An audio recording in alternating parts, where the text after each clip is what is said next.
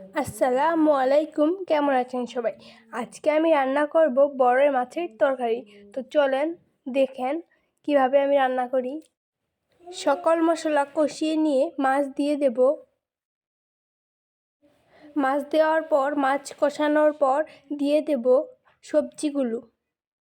যারা যারা আমার ভিডিও দেখছেন আমার চ্যানেলটি সাবস্ক্রাইব করবেন এবং আমার পাশে থাকবেন। এখন দিয়ে দেব কেটে রাখা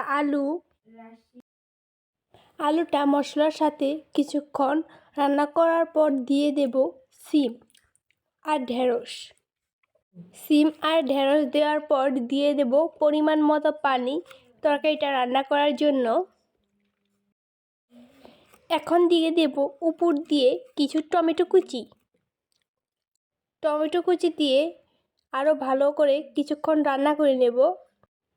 তরকারি রান্না প্রায় শেষ, তাই এখন দিয়ে দেব ধনিয়া পাতা কুচি দিয়ে আরও কিছুক্ষণ রান্না করে নেব। আজকে আমার বড় মাছের রান্না করা তরকারিটি আপনাদের কাছে কেমন লেগেছে অবশ্যই বলবেন।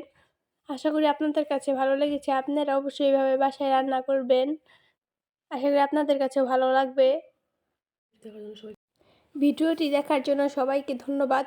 আজকের মতো বিদায় নিচ্ছি। আল্লাহ হাফেজ। সবাই ভালো থাকবেন, সুস্থ থাকবেন এই কামনায় রইল।